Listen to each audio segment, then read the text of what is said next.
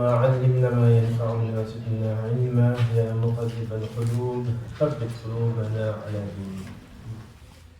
السلام عليكم ورحمة الله وبركاته. كيف حالكم؟ الحمد لله. Everybody well? You all memorizing a new surah now? Some of you. MashaAllah. Bismillah, in the last lesson, which feels like a long time ago for some reason, we looked at the structure of Suratul Nazi'at. I also asked Nasreen to WhatsApp you a document that has like the Quran like in sections. So let's check your WhatsApp, it should be there inshallah. I just want to I was actually doing the same thing with the full-time class at Dawrah Institute. What we didn't do when we did Surah Nazi'at, we didn't link the sections. So we did Surah Nazi'at, we didn't link the sections. So I just want to quickly go through that. So I think at the last lesson we discussed how to break down a surah into sections. But we didn't discuss how to link the sections. So you can open the surah quickly, I'm going to go very, very quickly. I'm just going to summarize what we already did. Okay, Surah Nazi'at. Injuz Amr. أعوذ بالله من الشيطان الرجيم بسم الله الرحمن الرحيم والنازعات غرقا والناشطات نشطا والسابقات سبقا فالسابقات سبقا فالمدبرات أمرا. So verse 1 to 5 are actually about who? Who are these people? Who are these beings? Do you know the surah? I'm not worried. Don't you remember? That was the Qasams. It's the angels. Those who extract gently, extract violently, those who glorify Allah, those who outstrip each other, those who carry out Allah's commands. It's all about the role of the angels. The role of the angels. Then from number 6, verse number 6. I'm not getting translation. Okay, تَتْبَعُهَا الرَّادِفَةُ قُلُوبُ يَوْمَئِذٍ وَاجِفَةٌ. So follows it a second blast. Hearts on that day are trembling. أَبْصَارُهَا خَاشِعَةٌ. Eyes are humbled. يَقُولُونَ إِنَّا لَمَرْدُودُونَ فِي الْحَافِرَةِ. Okay, then from verse number. What do you say again now? We say from 6 to? And Allah speaks about what? About the description of the last day. I will call this a description. Description of Qiyamah. Then from verse number 10 is what? يقولون, that they say, are we going to return to our former state after we have become bones that have become decayed? That will be a losing return. فإنما هي زجرة واحدة. It will just be one blast. فإذا هم بالساهرة. And then they would be back onto the face of the earth. So 14, from 10 to 14 are what? Arguments. I just put an arguments for and against. Okay. And from 15 is what? فرعون. هل أتاك حديث موسى إذ ناداه ربه بالوادي المقدس طوى اذهب إلى فرعون إنه طغى فقل هل لك إلى أن تزكى وأهدك إلى ربك فتخشى فأراه الآية الكبرى فكذب وعصى ثم أدبر يسعى فحشر فنادى فقال إن ربكم هو الأعلى فأخذه الله نكال الآخرة والأولى إن في ذلك لعبرة لمن يخشى. So verse number 26. That's about فرعون. فرعون.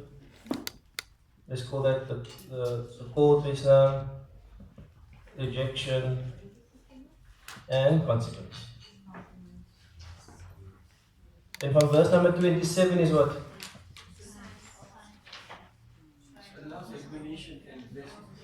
أَأَنْتُمْ أَشَدُّ خَلْقًا أَمِ السَّمَاءِ. Are you more difficult to create for the heavens? بَنَاهَا. Allah has raised it. رَفَعَ سَمْكَهَا فَسَوَّاهَا. He raised the ceiling and he flattened it. فسواها وأغطش ليلها وأخرج ضحاها والأرض بعد ذلك دحاها أخرج منها ماءها ومرعاها والجبال أرساها متاعا لكم ولأنعامكم. 27 to 33. Beyond signs of Allah, why is Allah quoting the sign? It's an argument. Allah says, are you more difficult or the heavens? You with me? Or the night, or the ceiling, or the water? You with me? He's giving It's basically giving examples of his power. just call this EGs of His power and might. Allah's creative Through his abilities. No. As a response to what? EGs. Examples. Okay. No, that's why I normally use a computer. No. 34. Allah's creative ability. But as a response to what? As a response to an argument against it. As a response to an argument. Then Allah says, فإذا جاءت الطامة الكبرى يوم يتذكر الإنسان ما سعى. When the great event comes and people remember what they have striven for, وبرزت الجحيم لمن يرى, and the hellfire will be brought forward. فأما من طغى وآثر الحياة الدنيا فإن الجحيم هي المأوى وأما من خاف مقام ربه ونهى النفس عن الهوى فإن الجنة هي المأوى. So from there to 41 is about what? That tells us the ending for those of this It's about Judgment Day. those who couldn't. Judgment Day. Judgment Day. Starting from Qiyamah, Qiyamatul Kubra, and carrying on. And then from 42 is who Allah addressing? يسألونك عن الساعة أيان مرساها فيما أنت من ذكراها لربك منتهى إنما أنت, only you Muhammad sallallahu alayhi wa sallam, you are one من يخشاها, that for those who fear it. So this year I must call this the role of the Prophet sallallahu alayhi wa sallam.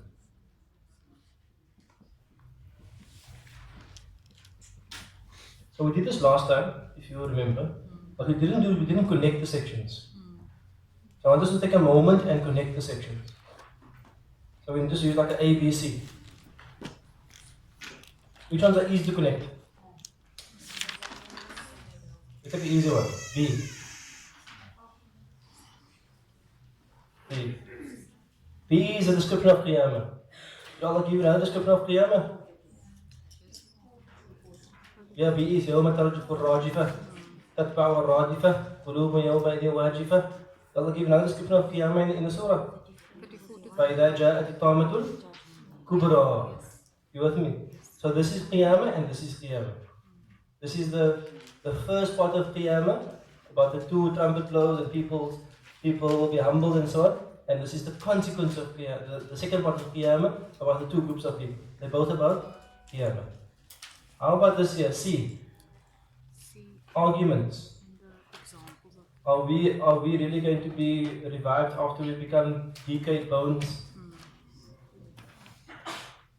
Did Allah respond to this argument? Yes. Where did he respond? He responded in here, but where else did he respond? 27. أَأَنْتُمْ أَشَدُّ خَلْقًا مِنَ السَّمَاءِ. You with me? Yes. This is a year, the role of the angels. Did you got the role of anybody else? The role of the Prophet. The role of the Prophet. Prophet. And these are going to be the one in the story in the middle.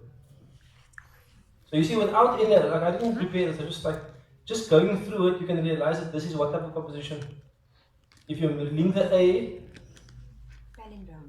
so it goes A, B, C, D, B, of C, B, A. If you link the, okay.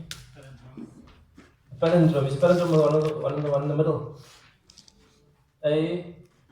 I don't think it's palindrome. Isn't palindrome the one in the middle? No. I get confused now with these names. Just call looking compositions, easier. Because the one is A, B, C, C, B, A. Doesn't have a middle one. Isn't that palindrome? Or you get the A, B, C, D, C, B, A. There's a middle one. You with me? Must check which one you're confused.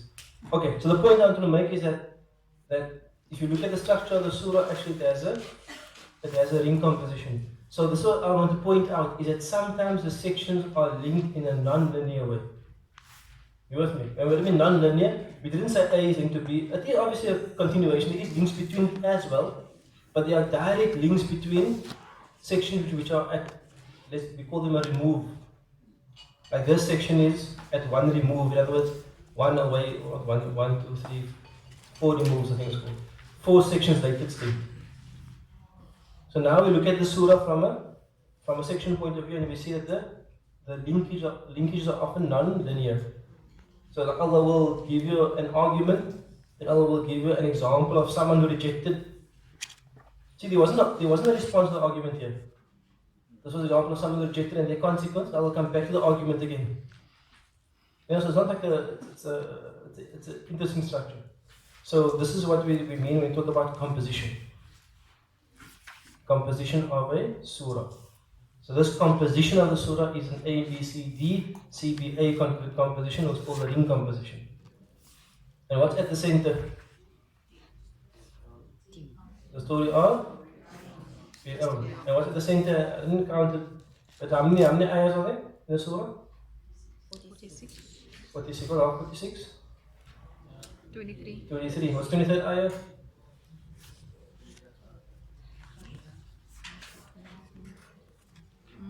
فحشر فنادى. 23rd ayah. Okay. Was it the middle syllable or something? Anyway, generally what happens is that we also look at the center of the surah, because a lot of the message is linked to the center. And at the center is what? See, this is about warning. This is about warning about the afterlife. But this is about what? About this world. And an example of someone that you have a choice in this world. That you can be like Fir'aun, or you can be like someone who is not like Fir'aun. So it comes back to almost like the message is brought home by the example. And Fir'aun is like a template, basically. Yeah. So this is an example of how we do coherence in the Quran, is we divide the surah into sections. We give a theme to each section, but I wouldn't just use the document I gave you. Like I looked at the document, I wasn't that happy with the descriptions of the categories. It wasn't like, I mean, it's okay. So these resources are okay, they're useful, but I would like you to do this on your own. For your own mind, you say, what is this section about?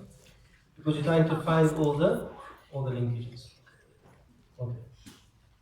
Any questions? You guys okay? Did I miss something? Okay. No. I want to go through some other ones. Is your copy of it, extra copy of it, the thing? Oh, that handout. Did I go through this already? Okay, this ring composition. Okay, let's go through a few.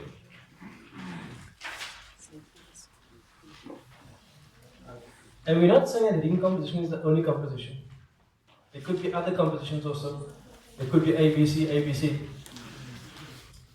We're not saying that the ring is like kind of like the most, fascinating. Humans like circles. So, You're making a thing again. no. So the first one is Surah Al-Baqarah, which is if you can do the Surah Al-Baqarah, you can do this any surah. Because Surah Al-Baqarah is the longest surah, but also it's one of the most diverse surahs. So let's go through section A of Surah Al-Baqarah. Verse 1 to 20 deals with faith and belief. Allah speaks about what? هُدًى لِلْمُتَّقِينَ الَّذِينَ يُؤْمِنُونَ بِالْغَيْبِ. You don't have to go to Surah Al-Baqarah, it's going to be too long to page through 200 verses now. I'll just give you the overview. The first section deals with faith versus unbelief. Allah speaks about the أُولَٰئِكَ هُمُ الْمُفْلِحُونَ. The first page speaks about the believers. Allah speaks 2 verses about the disbelief. Allah speaks about the munafiqun. That's all within the different categories of belief. There's believers and there's disbelievers, and there's people who look like believers or not believers. They're called munafiqun. Allah gives the different categories at the beginning. Then B, Allah is not speaking about His creation ability. Allah speaks about Nabi Adam and His original creation, angels and Allah's knowledge, and Subhanaka la ilma lana illa ma 'allamtana. That's in section B. Then Allah doesn't address the Muslims. Allah actually speaks about the Bani Israel first. A large part of Surah Al-Baqarah is about the Bani Israel. And what's interesting is that even if you go into how Allah speaks about Bani Israel, there's an iltifat. In the beginning of Surah Al-Baqarah, Allah speaks with Bani Israel directly. And as you move later, Allah refers to the Bani Israel in the third person. They. Why? As if even in the surah Allah moved away from them. Because they moved away from Allah, Allah moved away from them. In the address, Allah spoke about them. So even interesting, if you that's also an interesting thing to look at as well. But Allah then speaks about the deliverance of the Lord to Bani Israel, and did they obey or not obey? Not obey. Allah speaks about the calf there, Allah speaks about the baqarah that they were supposed to slaughter, which they didn't want to slaughter, where the name of the surah comes from. Allah speaks about the law, Bani Israel, and how they disobeyed. Then Allah speaks about Nabi Ibrahim. Now, is Nabi Ibrahim, how is he linked to the Bani Israel in terms of the example? He obeyed. He's the opposite, he's the template of obedience. Allah tells him, slaughter his son, he slaughters his son. Allah tells him, leave your family in the desert, he leaves his family in the desert. He is the opposite of Bani Israel, because Bani Israel want to ask a question now. What color must the baqarah be? Must it be one that has been tilling the ground or one that is new? They ask 100 questions first. Nabi Ibrahim is the one who just إِذْ قَالَ لَهُ رَبُّهُ أَسْلِمْ قَالَ أَسْلَمْتُ رَبِّ الْعَالَمِينَ. That's the summary. When Allah says to him, submit, he says, I submit to the Lord of the world. That's actually one ayah. But is there one ayah, two ayahs? There's one ayah. No, there's one ayah. Interestingly, now my wife was looking for ijazah. The Shaykh told her that you shouldn't stop in the middle of that ayah. إِذْ قَالَ لَهُ رَبُّهُ أَسْلِمْ. When his Lord said to him, submit, you mustn't, is there one ayah, can you check? One ayah, two ayahs? He said you mustn't stop there because he didn't stop. He must read through. إِذْ قَالَ لَهُ رَبُّهُ أَسْلِمْ قَالَ أَسْلَمْتُ رَبِّ الْعَالَمِينَ. He mustn't breathe in between because his submission was so immediate that you must just read through. You know, just even in the waqf, in the stopping and the ibtida in the beginning in the Quran, there's also messages as well. So he didn't pause, so you mustn't pause. He submitted immediately, you must read through because that's how he submitted. It's one ayah. But people often stop there. That you can't pause. Doesn't? There is a unique case you can. Yeah, but there's ikhtilaf on the waqf. But he was giving more from a meaning point of view. Then, so can you see what's the link between C and D? The link between C and D is contrast. One of the links between, obviously C is linked to later on, but I'm saying one of the links, the linear links is contrast. The one is a positive example, a negative example, and the one is a positive example. How not to be Muslims, don't be like Bani Israel, who asked 1,000 questions, who don't want to believe in Allah, who wanted to calf, who wanted to question Allah's food He gave them, who wanted to question which cow to kill, all these questions they had. Be like Nabi Ibrahim who submitted. Then Allah says something interesting. Then Allah turns to the Muslims in number E. And Allah says to them what? This is your new Qibla. قَدْ نَرَى تَقَلُّبَ وَجْهِكَ فِي السَّمَاءِ. We see you turning your face to the heavens. فَلْنُوَلِّيَنَّكَ الْقِبْلَةً تَرْضَاهَا.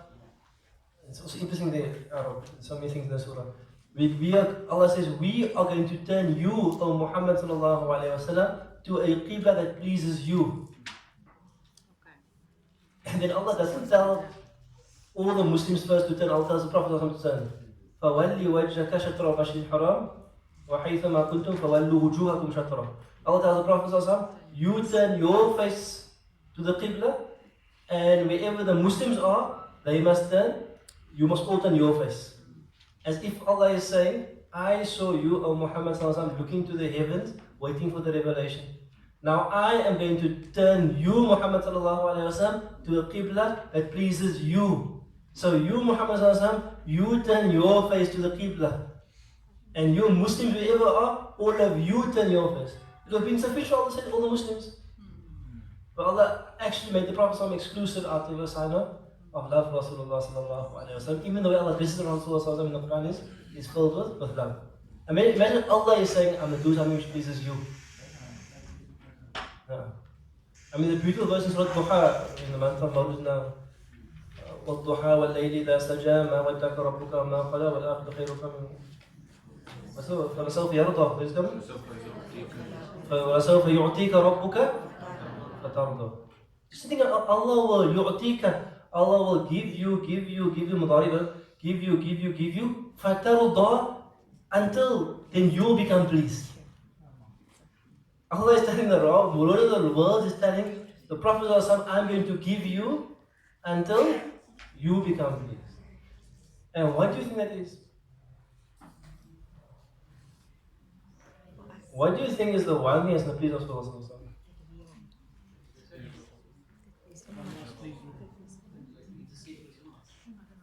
What's going to be the one thing? More than that.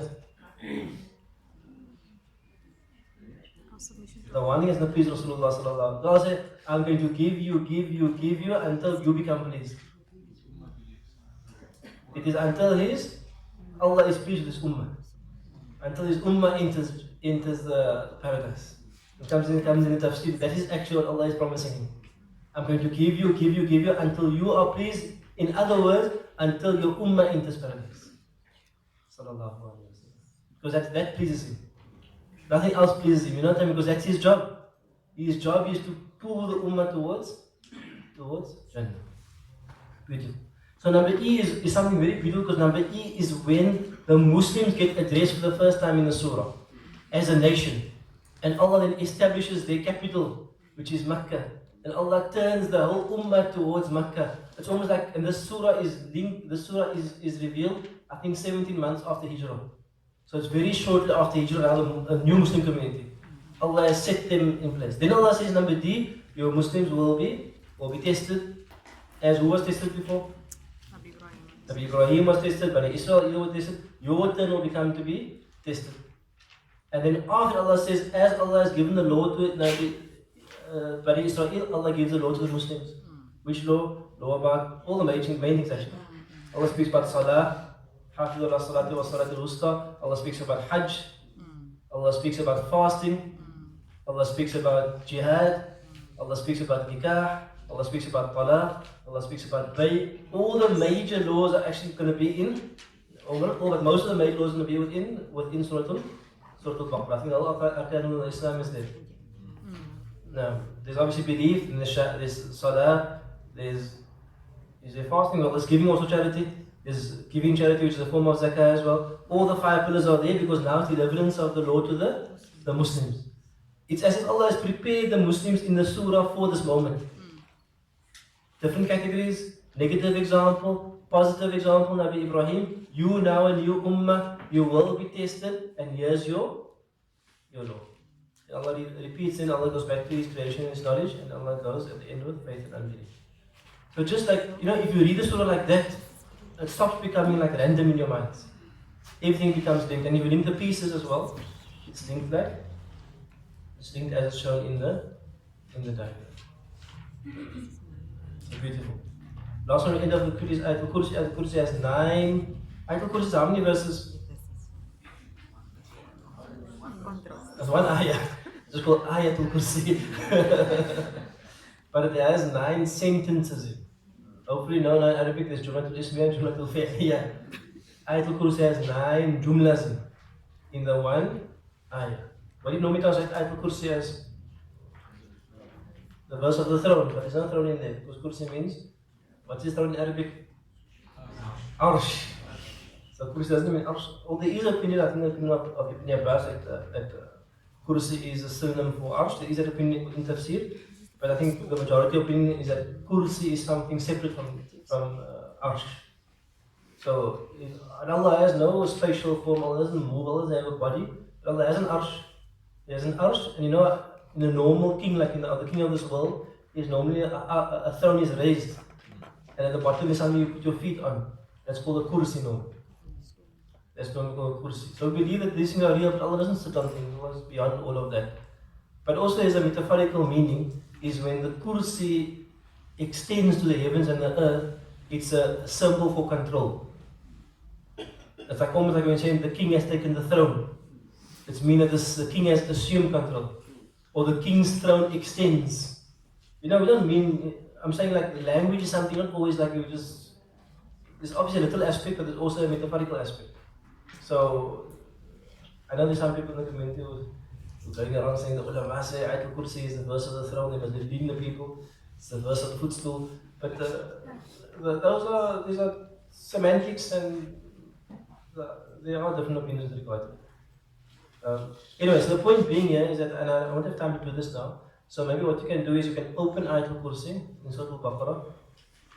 I'm not sure what verse it is. 255. What's it? 255. 255.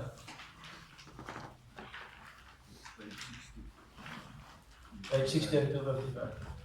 So inshallah, before the next teacher comes in, you can quickly just try to link it. Allahu la ilaha illa huwa al-hayyul qayyum.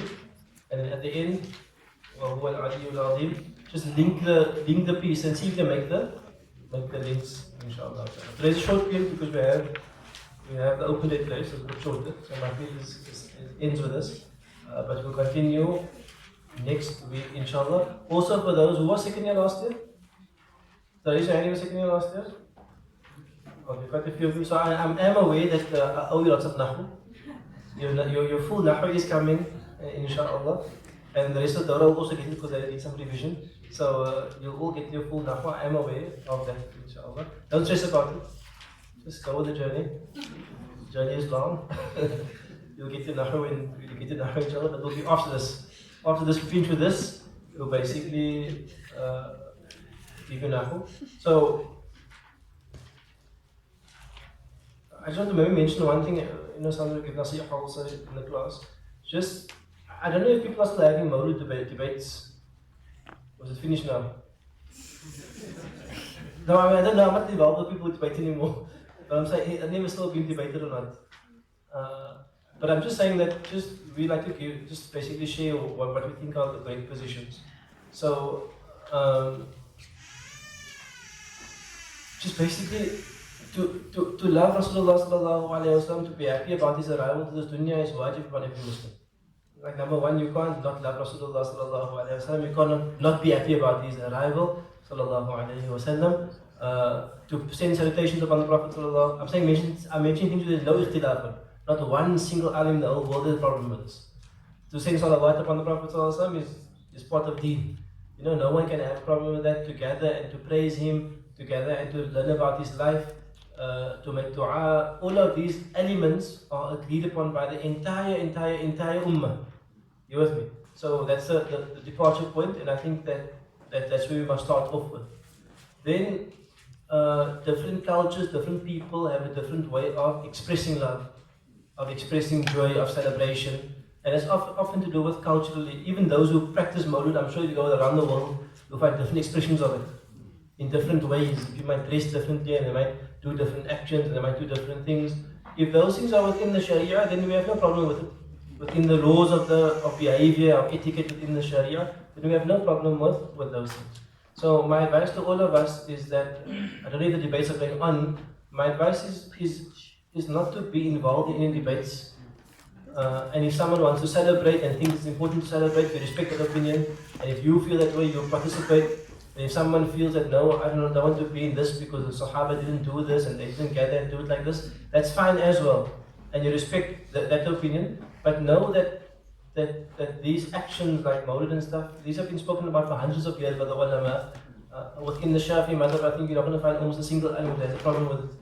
In fact, it's endorsed within the Shafi madhab because it's a gathering of all the components which are necessary. Which means you gather people in the mosque and you send salutation upon the Prophet sallallahu alaihi wasallam, you learn about his life, you make dua together. All the elements are part of deen. So we just put the elements together at a certain time. So that's all it is. And also not to pass a value judgment onto someone who has a different opinion. So someone, like I know some people say you don't celebrate Mawlid, you don't love Rasulullah sallallahu alaihi wasallam. You can't make a judgment. Their expression of love is different from a different expression. You with me? So we always have a husnul dhan, a good opinion of all people, even if we have a different view on different positions. So we're just trying to settle. These are actually peripheral debates. These are the ummah. There's bigger things at stake about than whether we stand in Salawat, or whether we sit, and whether we gather in the mosque, or we don't gather in the mosque. These things you choose. You choose what you believe in, and you choose what resonates with you, and you bismillah with that. But we can't be an ummah debating about these matters. There are greater matters of iman. There are greater matters of social dysfunction that we have to spend our energies and our time with. So that's our advice, and all the teachers are here at Mizan, we all come from the same pool, so we all have the same position on it. And by no means is it compulsory to celebrate Mawlid, and nor is it unpraiseworthy to to celebrate Mawlid. It's, it's something which if you do it in the correct manner, most scholars consider it to be something which is beloved and mustahab. And some scholars who feel that it shouldn't be practiced, that's their own prerogative. That's fine. And they have their reasons for it. And we respect their reasons, even if you don't agree with it. It's fine, inshallah. The conflict is probably becoming less intense now. At one time, the Haramein didn't want to have anything to do with the celebration. Yes. Expressing joy at the birth of Musa, while the rest of the world did it. Now they are also doing it. And Okay. the Haramein. So Yes. allowing the people to read Naat and Sinas and so on, and have lectures on the Sirah and so on. Which previously was strictly prohibited, then it come to stop it. Yes. And also, I think the other thing is that we. The conflict. The people is saying, what is that? They are not doing it there, how can we do it? I think we also shouldn't import conflicts. We don't Joburg and Durban, we have a different culture. They have like open warfare, I don't know what's happening there. But we have our culture and we get along. So we mustn't import a conflict that doesn't belong to us. We us. Be like easy, Khatat, Maulid, Jamaat, whatever, Bismillah. What I mean? We don't worry also, as long as it's in deen, Bismillah, we don't want to be like this, you must, and that's the only way and the best way. So I think we must export our we must export our views to other places. Don't import other conflicts into us. I believe Cape Town, alhamdulillah, Allah has blessed Cape Town. It's a model actually of cooperation. Even I believe, I don't know if it's true, but I believe the Markaz used to be at Habibia before. People mentioned to me that the Markaz of the Jamaat used to be at the Habibia before. Is that true? Alright, so anyway, Allah knows best. Alhamdulillah. There's just some advice in terms of, we always try to be on the Mizan, on the balance way.